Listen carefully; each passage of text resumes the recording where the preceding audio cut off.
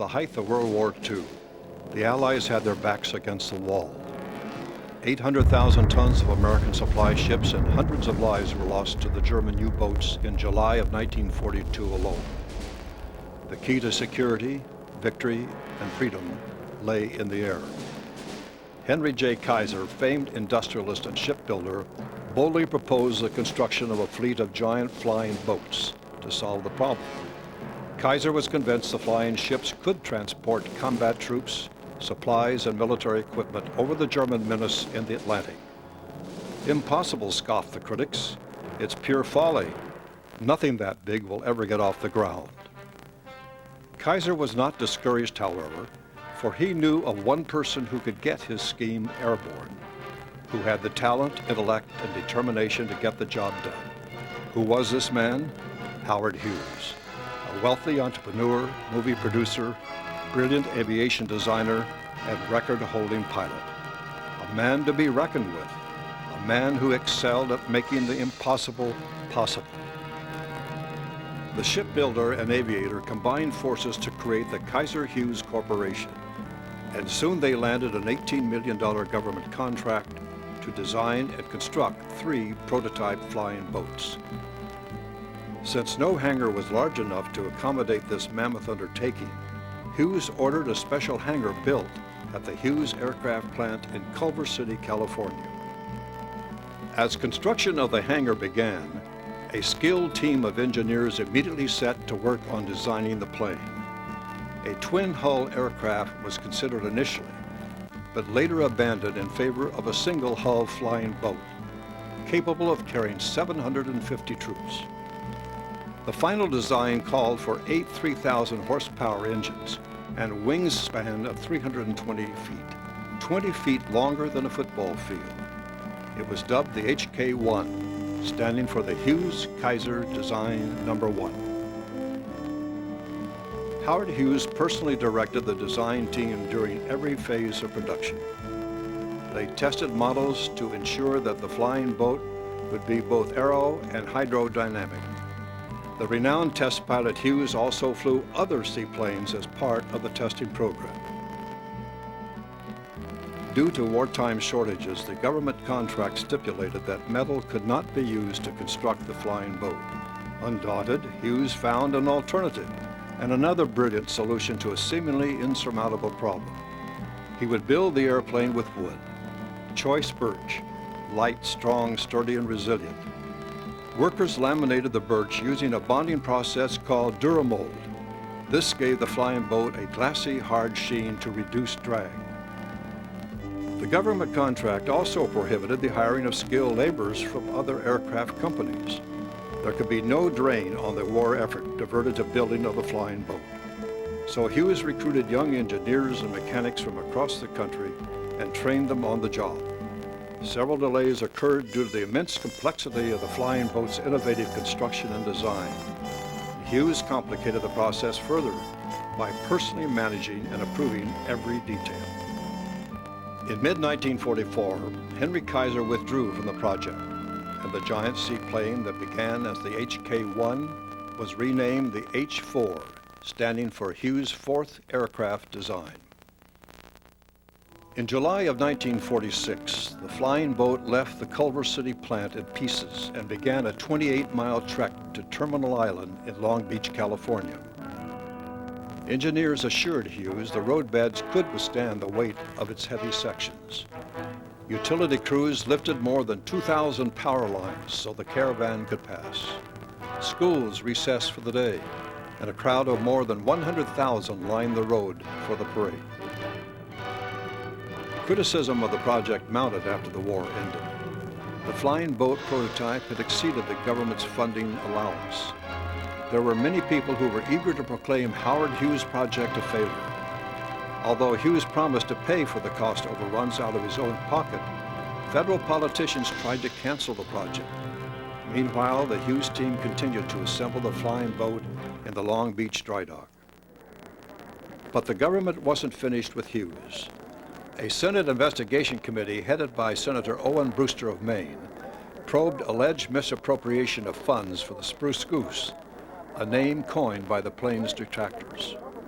The committee further accused Hughes's public relations aide, Johnny Meyer, of lavishly entertaining Colonel Elliott Roosevelt, whose father, FDR, had personally intervened to save the flying boat. The Senate proceedings angered Hughes, who felt unjustly singled out for a practice that was common in the aircraft industry. The committee turned up the heat. The question arose, where was Johnny Meyer? Will you bring Mr. Mars in at the 2 o'clock session? No, I don't think I will. Will you try to bring him in? Oh, I don't think I'll try. I've put the sweat of my life into this thing. I have my reputation rolled up in it. And I have stated several times that if it's a failure, I'll probably leave this country and never come back, and I mean it. Wishing to vindicate himself, Hughes immediately ordered the flying boat ready for taxi tests upon his return from Washington, D.C. On November the 1st, 1947, Hughes ordered the maiden voyage of the plane out of dry dock. It was towed by tugboat into Long Beach Harbor. The largest seaplane ever built was ready to be tested. It was intended only to be a test of the engines and taxiing capabilities, not a flight test. High winds and choppy seas postponed the first test. The next day, the wind died down as a crowd of expectant observers and newsmen gathered.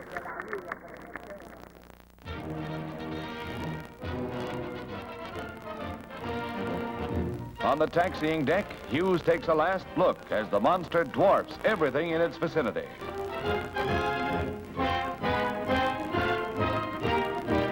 There are 100 instruments to check on this panel alone before the test begins. A test that is to startle the aviation world. In the cockpit, Hughes sits at the controls. Incidentally, it takes 26,000 pounds hydraulic pressure to operate these controls. Hughes was ready. The 8 engines kicked on and the crowd cheered. With Hughes at the controls, the giant flying boat glided smoothly across the 3-mile stretch of harbor. From 35 miles per hour, it cruised to 90 miles an hour during the second taxi test when eager newsmen began filing their stories. But they were too eager. Hughes wasn't finished. Catching the media and the crowd unaware, Hughes lowered the wing flaps and taxied a third time.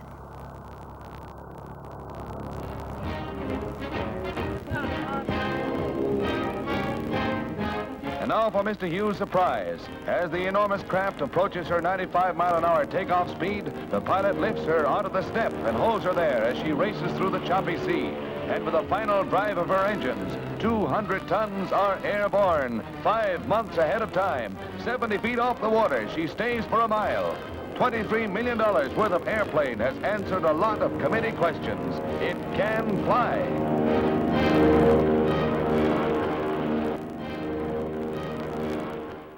The unexpected flight left the crowd and the world stunned. Hughes' comment to the astonished newsmen, "I like to make surprises." Howard, did you expect that? Certainly, I like to make surprises. You were surprised, or no? Oh, I said I thought I'd make a surprise. The giant seaplane was never to fly again. At Hughes' insistence, she was kept secluded and flight ready in a specially built climate-controlled hangar. Shrouded in mystery, she remained entombed for 33 years at an annual cost of $1 million. Time caught up with both Hughes and the flying boat. After Hughes passed away in 1976, the hangar's lease expired and plans were made to disassemble the historic seaplane. Suma Corporation Hughes Holding Company decided to divide her up, parting her out to the Smithsonian and 8 other museums, and then destroying the rest. The Aero Club of Southern California, along with the Rather Corporation and aviation enthusiasts throughout the nation, stepped in to save her. On October 29, 1980, the flying boat emerged from seclusion and into the international spotlight. The world's largest floating crane, Hermann the German, lifted her onto the dock of the temporary storage area. What was expected to take only a few hours took almost 2 days. In February 1982, a new site was ready. The flying boat was taken by barge down Long Beach Harbor, then gently eased into her new domed home, adjacent to the Queen Mary. In the late 1980s, the Disney Corporation purchased the former holdings of the Rather Corporation. Disney discontinued the Dome exhibit after 2 years, leaving the flying boat looking for another home. Once again, the Aero Club took on the task of locating a permanent residence for the flying boat, and after reviewing many proposals, awarded her to Evergreen International Aviation on July the 9th, 1992. Evergreen's plan, as envisioned by Captain Michael King Smith, proposed to not only preserve and protect her, but also to display her as a central exhibit in a living museum. The move to Oregon brought a new set of problems for the flying boat. It would require disassembly, packaging, transportation, and reassembly. A workforce including some of the original flight crew carefully planned and documented the project to ensure a successful journey. Disassembly began August 10, 1992, and concluded 6 weeks later with the plane in 38 separate pieces. Crews created the propellers, engines, and smaller parts, shipping them via Interstate 5. A large opening was created in the dome, and the remaining pieces were shrink-wrapped and rolled out onto an ocean-going barge. After traveling 980 nautical miles from Long Beach, California, the control surfaces, horizontal stabilizers, wings, vertical tail, and fuselage arrived in Portland, Oregon. Thousands of people celebrated the arrival with an official proclamation of Spruce Goose Day, declared by Mayor Bud Clark on October 22nd at Tomahawk Waterfront Park. The water levels of the Willamette River delayed the flying boat's trip from Portland to McMinnville. The water was either too high for passage under bridges or too low for migration from the river to land. The large pieces remained in storage for several months. Finally, conditions improved and the flying boat slowly made her way upriver, setting new records at historic Willamette Falls for the longest and highest load ever to pass through the locks. After landing near Dayton, the caravan of pieces stretched more than 1,500 feet down the narrow road. The flying boat arrived in McMinnville at Evergreen International Aviation on February 27, 1993. A Spruce Goose homecoming parade converged down the final mile of the 138-day, 1,055-mile trip from Long Beach. Shortly after the successful arrival in McMinnville, tragedy struck when the museum's co-founder, Captain Michael King Smith, died in an automobile accident. His father, Delford M. Smith, founder of Evergreen International Aviation, persevered and continued his son's dream of an educational institute and living museum. The Captain Michael King Smith Educational Institute and Evergreen Aviation Museum were created in honor of Captain Smith's life, dreams, and accomplishments. The project continued as dedicated crews of volunteers restored the flying boat's exterior in a temporary storage area. They replaced the deteriorated fabric on the rudder and elevators and removed the old paint by hand from the fuselage, wings, vertical stabilizer, and floats. The paint removal exposed inspection stamps, signatures of men and women who worked on the original construction, and evidence that the Duramold had passed wind shear tests. The large pieces of the flying boat were sanded, primed with a white latex finish, and repainted in the original silver flight color. Preparation began for the final 800-foot move from temporary storage to the new museum. Moving crews, news crews, and spectators began arriving during the early morning hours of September 16, 2000. At 10 a.m., the B-17 Flying Fortress signaled the beginning of the procession across Highway 18. The vertical tail came first, followed by the right and left wings, each spanning a distance wider than the 5-lane highway. As the tail and wings slowly made their way around the bends toward the new facility, the flying boat's fuselage began the trek, dwarfing the buildings it passed. The fuselage entered the hangar on September the 22nd and was lowered into its 7-foot pit a week later. Reassembly of the wings occurred on November 15, followed by the vertical tail on November 20th. The pylons were assembled on January 25, 2001, and crews attached the 8 Pratt & Whitney R4360 engines to the flying boat on February 23rd. Volunteers applied new fabric to the ailerons and began restoration of the flaps and horizontal stabilizers during the spring. They painted and prepared the propellers, attaching them to the aircraft in early May. This was followed by assembly of the horizontal stabilizers on May 25th, just in time for the new facility's opening on June 6, 2001. After a busy summer, crews began assembling the flying boat's control surfaces. The flaps were assembled September 6, the ailerons on October 9, and the rudder and elevators were attached in early December.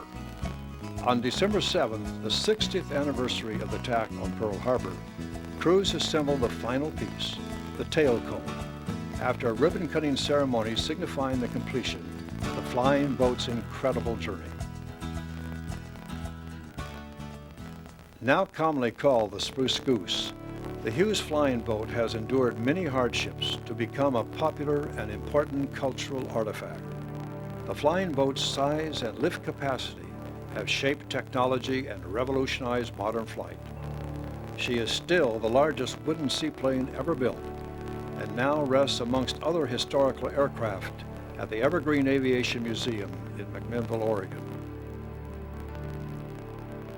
She tells a story of sacrifice, determination, and technological developments that embody the pioneering spirit of great aviators like Howard Hughes. Her legacy is a story of a nation's desire to protect freedom in a time of great peril, a rise to the challenge by great and common Americans, and a continuing dedication to our nation's dream to fly.